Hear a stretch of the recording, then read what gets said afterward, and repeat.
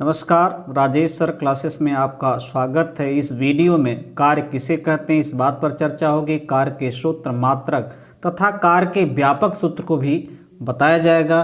तो देखिए, कार्य जिसे अंग्रेजी में वर्क कहते हैं। दैनिक जीवन में लोग अनेक क्रियाओं को करते रहते हैं, जैसे साइकिल चलाना, चक्की से गेहूँ पीसना, किताब पढ़ना, लकड़ी चीरना, कुएं से पानी खींचना इत्यादि। दैनिक जीवन में लोग अनेक कार्यों को करते रहते हैं। साइकिल चलाना, चक्की से गेहूँ पीसना, किताब पढ़ना, लकड़ी चीरना, कुएं से पानी खींचना इत्यादि। सामान्य शब्दों में हम कह सकते हैं कि लोग कार्य कर रहे हैं। सामान्य शब्दों में हम कह रहे हैं कि लोग कार्य कर रहे हैं, लेकिन भौतिक विज्ञान में कार्य तब संपादित होता है जब किसी वस्तु पर बल लगे और वस्तु बल की दिशा में विस्थापित हो। देखिए, ये तो कार्य हो रहे हैं, लेकिन भौतिक विज्ञान में कार्य तब कहा जा सकता है जब किसी वस्तु पर बल लगे और वस्तु बल की दिशा में विस्थापित हो, तो कहा जाएगा कि वस्तु पर कार्य हो रहा है। अर्थात हम कार्य को इस प्रकार परिभाषित कर सकते हैं: बल लगाकर किसी वस्तु को बल की दिशा में विस्थापित करने की क्रिया को कार्य कहते हैं। बल लगाकर किसी वस्तु को बल की दिशा में विस्थापित करने की क्रिया को कार्य कहते हैं।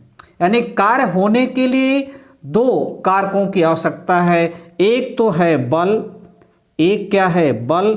दूसरा है विस्थापन।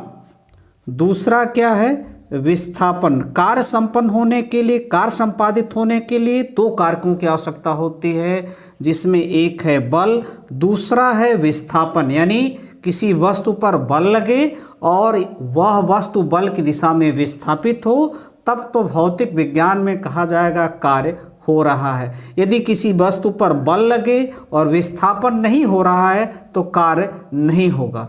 यदि किसी वस्तु का विस्थापन हो रहा है लेकिन बल नहीं लग रहा है तो वहाँ भी कार्य नहीं होगा।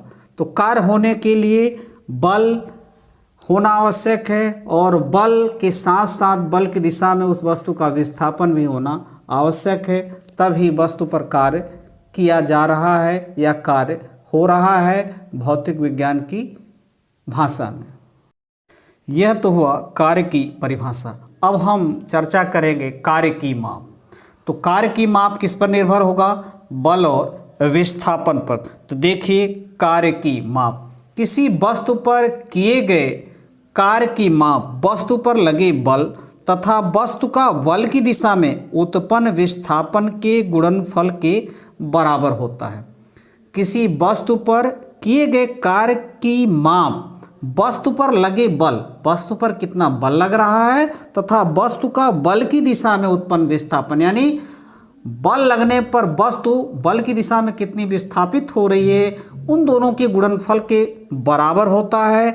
अर्थात कार्य बराबर बल गुणे बल की दिशा में विस्थापन। यहाँ पर एक वस्तु है जिस पर बल F कार्य कर रहा है और उसका विस्थापन जो है D हो रहा है। चित्र में आप देख रहे हैं एक वस्तु है, उस पर एक बल F लग रहा है और वस्तु जो है बल की दिशा में D दूरी विस्थापित हो रही है। तो कार्य जो होगा, कार्य को हम W से दिखाते हैं, प्रदर्शित करते हैं, और बल को F से, तो बल को F से और विस्थापन यहाँ पर D है। तो W बराबर हो जाएगा F इंटू D। तो ये हुआ कार्य का सूत्र। ये शब्दों में है, कार्य बराबर बल गुणे बल की दिशा में विस्थापन। ये संकेत में है W बराबर F इंटू D।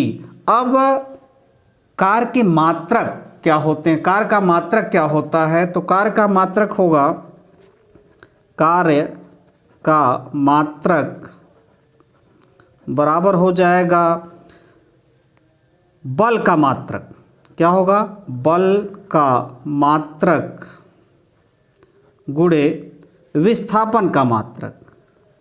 विस्थापन का मात्रक। तो बल का मात्रक क्या होता है? न्यूटन होता है। बल का मात्रक न्यूटन और विस्थापन का मात्रक क्या होता है? मीटर। अब इस न्यूटन मीटर को हम जूल कहते हैं। ये कार्य का मात्रक क्या हुआ? जूल। अब देखिए कार्य के व्यापक सूत्र का निगमन। तो चित्र में एक वस्तु है जिस पर बल F क्षैतिज से थीटा कोण बनाते हुए कार्य कर रहा है। वस्तु पर बल क्षैतिज से थीटा कोण बनाते हुए कार्य कर रहा है और वस्तु का विस्थापन क्षैतिज दिशा में d दूरी तक होता है, d दूरी तक होता है। अब यहाँ पर बल की दिशा ये है लेकिन विस्थापन क्या हो रहा है? क्षैतिज। तो हम करेंगे क्या? इस बल का क्षैतिज घटक निकालेंगे और ऊर्ध्वाधर घटक। तो क्षैतिज घटक जो होगा F cos थीटा होगा और ऊर्ध्वाधर घटक क्या होगा? F sin थीटा होगा, F sin थीटा होगा। तो विस्थापन इस दिशा में हो नहीं रहा है तो कार्य इस दिशा में यानी ऊर्ध्वाधर दिशा में कार्य नहीं होगा, क्षैतिज दिशा में इस बल F द्वारा कार्य किया जा रहा है जिसमें क्षैतिज घटक क्या है?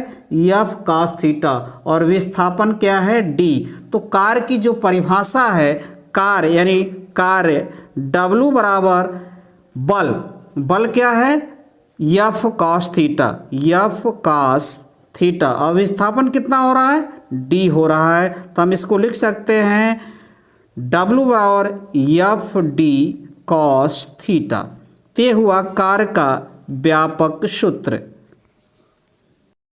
अब देखिए कार्य के व्यापक सूत्र से कब कार्य अधिकतम और कब कार्य न्यूनतम होगा। तो पहला कंडीशन, यदि थीटा बराबर 0 डिग्री तो W बराबर हो जाएगा F d cos 0 डिग्री और F into D. cos 0 degree का मान 1 होता है, F d। यहाँ हम देख रहे हैं यदि बल और विस्थापन की दिशा एक ही है तो किया गया कार्य क्या होगा? अधिकतम होगा। यदि थीटा 0 हो जाए यानी बल और विस्थापन एक ही दिशा में कार्य करे तो वहाँ पर कार्य क्या होगा? अधिकतम होगा। दूसरी कंडीशन है यदि थीटा बराबर 90 डिग्री तो W बराबर हो जाएगा F d cos 90 degree F into D और cos 90 डिग्री का मान कितना होता है? 0 होता है। तो यहाँ पर 0 का गुणा करने पर 0 हो जाएगा, कार्य क्या हो जाएगा? 0। यानी कोई व्यक्ति अपने सिर पर यदि बोझा लेकर चल रहा है तो उस व्यक्ति द्वारा भौतिक विज्ञान में किया गया कार्य क्या होगा? 0 होगा, क्योंकि व्यक्ति है, उसके सिर पर भार है, वह नीचे की तरफ गुरुत्व बल कार्य कर रहा है और उसका विस्थापन क्या हो रहा है? आगे क्षैतिज हो रहा था। दोनों के बीच कोण जो बन रहा है वो 90 डिग्री है। यानी कोई व्यक्ति यदि बोझा लेकर चल रहा है तो भौतिक विज्ञान में वो कार्य नहीं कर रहा है तो ये क्या होगा? 0 होगा। अब एक तीसरी कंडीशन है, यदि थीटा बराबर 180 डिग्री। अब देखिए यहाँ पर क्या होगा? W बराबर F into D cos 180 degree और cos 180 डिग्री का मान होता है -1। अब यहाँ क्या हो जाएगा? माइनस। यहाँ किया गया कार्य क्या होगा? माइनस में दिखा रहा है यानी न्यूनतम होगा। यदि कोई वस्तु गतिशील है और उसी बल लगाकर हम रोकते हैं, किसी बल लगाकर कोई बल F लगाकर रोकते हैं तो वह कुछ दूर जा कर के रुक जाएगी, यानी कुछ विस्थापन होगा, लेकिन वह विस्थापन क्या होगा? बल की दिशा के विपरीत होगा। जैसे वस्तु इस दिशा में जा रही, बल लगाए तो वस्तु कुछ दूर जाकर ही रुकेगी, तो उसका कुछ विस्थापन हुआ। बल और विस्थापन की दिशा क्या है? विपरीत है। तो इस दशा में वस्तु पर किया गया कार्य क्या होगा? ऋणात्मक होगा। नमस्कार।